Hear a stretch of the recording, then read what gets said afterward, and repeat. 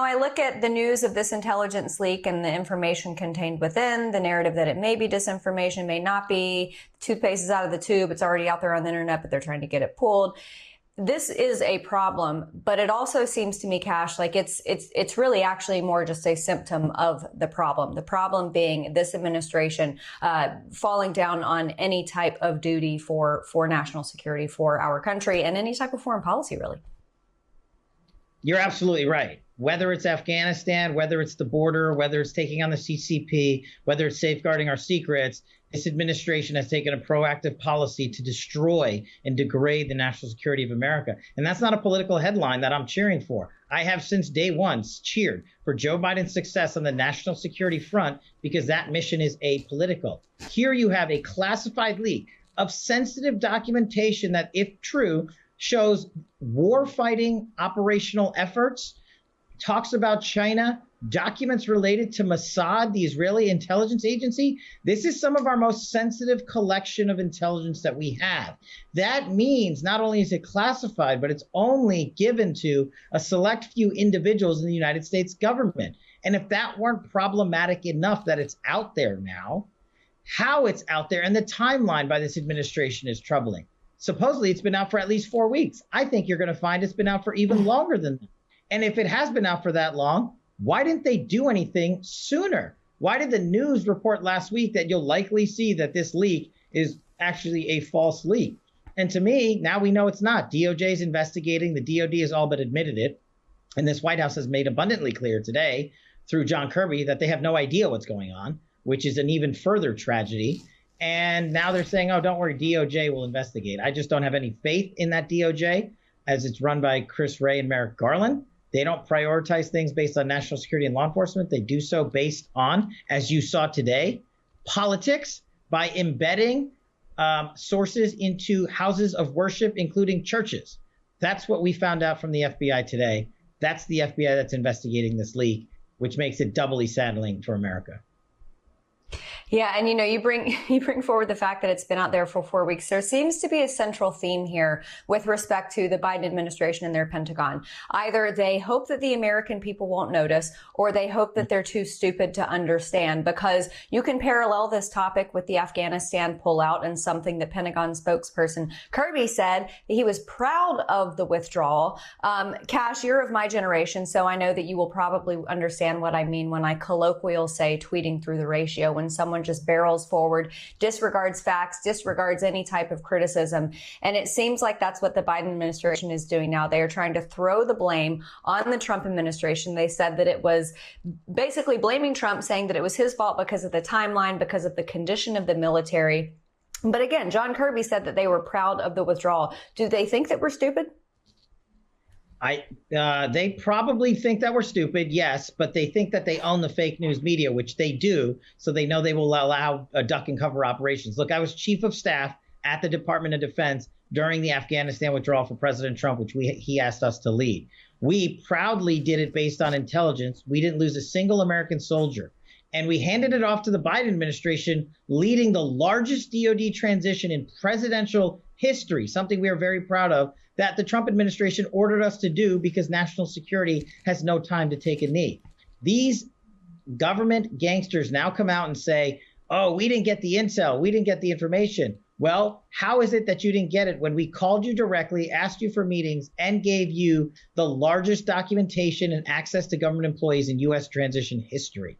Let's put that aside. This White House now says through John Kirby, he did not see the chaos. You didn't see the chaos of Afghanistanis plunging to their deaths from our C-17 aircrafts. You didn't see the chaos when you and the Biden administration drone struck 7 Afghan children.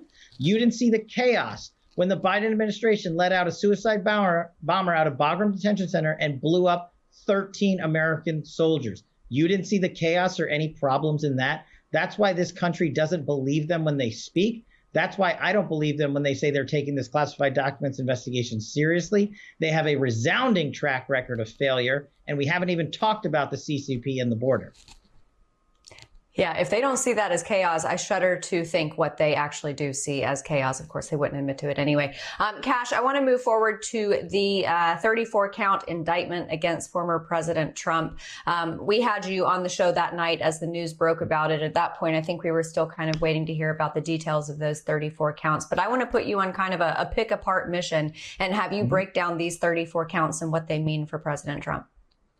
Yeah, let's look for my former federal prosecutor days, and more importantly, for my former public defender days, let's look at the indictment for what it is. It's supposed to be the charging document. That's what indictment means. And Alvin Bragg's supposed to come out and say, you, President Trump, are charged with this crime. But as everyone has noted, he failed under New York state law to charge him with the necessary crime for any of it to be criminal. I'll get back to that in 1 second.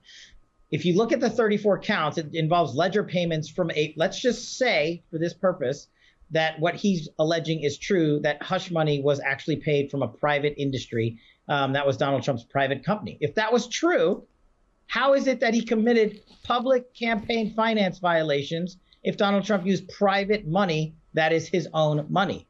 It's factually impossible. Now, legally, Alvin Bragg needed to tie those 34 ledger charges to an actual crime under New York state law in order for the indictment to have merits. He failed to say what crime he was charging. He just came up with a conspiratorial narrative that said, oh, we're charging Donald Trump with interfering with the election, but we're talking about facts about when Donald Trump was already president of the United States, making it a legal impossibility. There are so many facts, well, I say facts about this, so many aspects about this that just seem completely out of the realm of what 5 years ago we would even consider normal as far as a prosecution. I wanted to ask you, though, about when DA Bragg gave this press conference and subsequent to that, when he has been pressed about what this secondary crime is, he basically says, well, yeah, there is a secondary crime. I don't have to tell you. Is that normal? Sorry, I don't mean to laugh, but it just exposes our two-tier system of justice. No, you as the chief district attorney for New York City bringing this case have to tell us what the crime is. You certainly have to tell the individual you've charged with the crime, which is why I think they'll move for this thing called a bill of particulars. But the statement of facts in the indictment don't allege it. So what are they going to come up with? More information? And, we'll break apart the details of this as it goes. But I think the powerful soundbite here is that President Trump has shown a two-tier system of justice to exist, not just at the FBI and DOJ, but now at the state level. And what he said brilliantly is, it's not about me. The next indictment could be about your parents, your neighbors, your friends, those of you who you go to worship with. And that's the important part. They're targeting people based on politics, even at the state level. And Donald Trump has exposed this in only the way he can, with the truth. And the longer this plays out for them, in my opinion, is worse for the Democrats, the Democratic candidates, and their platform, because more and more Americans are just going to see that they don't care about law enforcement. Yeah. And I mean, you look at that first batch of polling, I think, from Rasmussen after the indictment, and the polling definitely supports what you're saying as far as Americans seeing this for what it is, a two-tier system of justice. Very quickly, before we go, Kash, tell everybody where they can find your new book out, Government Gangsters, the Deep State, the Truth, and the Battle of Our Democracy.